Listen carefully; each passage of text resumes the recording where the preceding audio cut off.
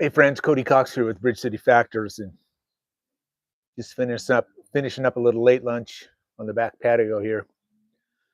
And it kind of got me thinking. Yesterday I posted on various social media platforms uh, a listing for a property that one of our funds that we manage took back as an REO. Now REO stands for real estate owned, and for people who invest in notes, one of the grim realities is that every once in a while you have to go through a foreclosure process. Or sometimes you accept what's called a deed in lieu of foreclosure from the borrowers. And try as we might, and one of our mantras is to try and help what we can to rehab the borrower, find a way to work out their situation. But oftentimes they're in a position where it just can't be worked out. Things happen in people's lives. Good people have things happen. And sometimes there's a divorce involved, or there's a job loss, or a sickness, or something that just can't be overcome. And the unfortunate thing in note investing is that oftentimes the best thing for all parties is for that lender, for that note investor to take it back through a foreclosure process. And that's what we did on this particular piece of property. It was part of a small group of loans, what we call pools. Uh, and kind of the idea there got me thinking about what I want to talk about on this particular video, because it kind of brought up two kind of things that got me thinking about it. One is, if you're an individual investor out there and you're buying individual notes, all your capital, maybe not all your capital, but your capital is tied up in that one asset. So your risk on that one asset is, based on your capital invested in there.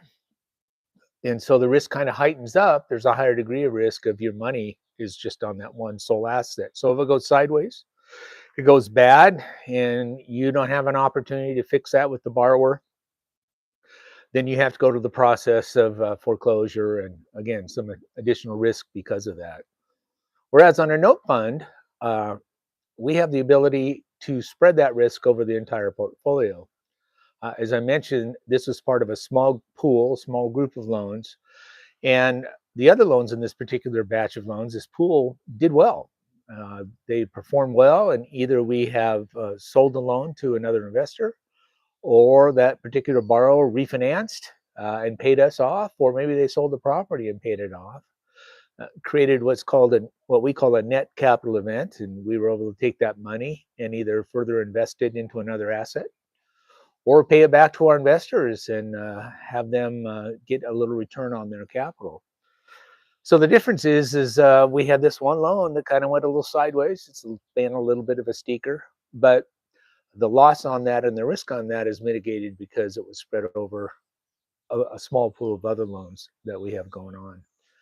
The second thing that I got to thinking about is that, again, if I'm an individual investor and I bought a note, even if I bought a performing note and it performs well for 3 or 4 months, and then for whatever reason that distressed event happens in that borrower's life, and that note starts missing payments, goes delinquent, and again, the possibilities arise that that particular borrower cannot be fixed. You can't resolve their issue. You can't come to terms on a modification or a payment plan or anything like that.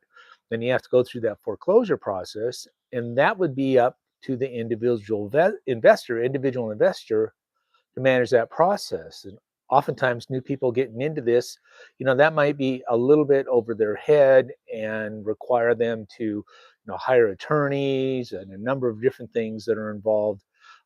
Maybe board the house up, change the locks, all these kind of things that, with our experience, we do that, and we have our vendors across the country that can do that for us. But somebody who's kind of new or buying their first one or two or three may not have that same network available to them.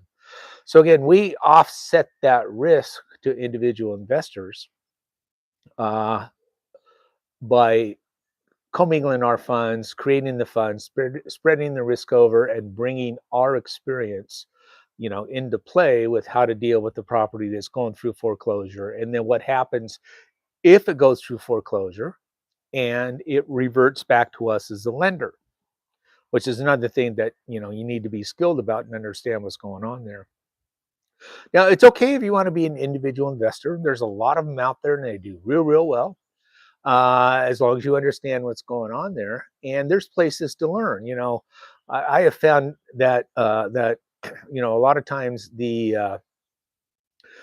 training places, and there's a lot of good ones out there. I got some great friends that do a great job with this, and I'm happy to match you up with those guys if you want to. But oftentimes they teach you how to acquire the asset, but once you acquire it, then the training kind of falls off a little bit. But again, there's training agencies out there, companies out there, individuals out there that can help you with that.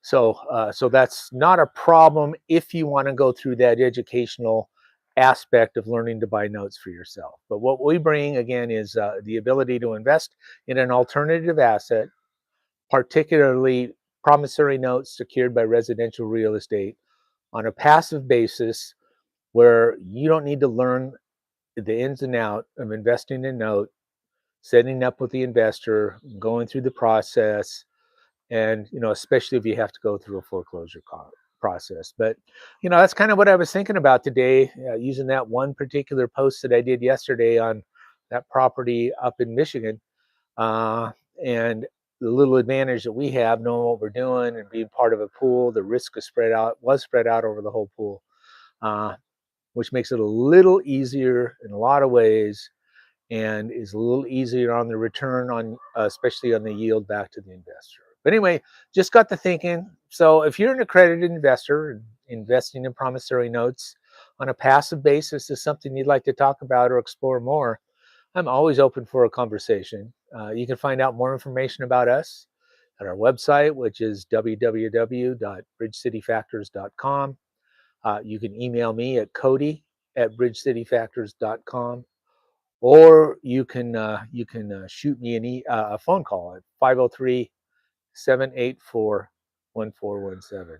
Oh, hey, by the way, so that pork butt that I smoked last weekend, and my smoker here behind me, uh, it turned out really good. I was really happy with it, and it contributed to kind of a meal that our church was able to serve to over 100 people over the last Saturday. So it was really felt real good to be able to prepare that, offer that. And they made some pulled pork sliders with a little coleslaw on it, and it was pretty darn good. So anyway, thanks a lot for listening to me today. Appreciate it very much.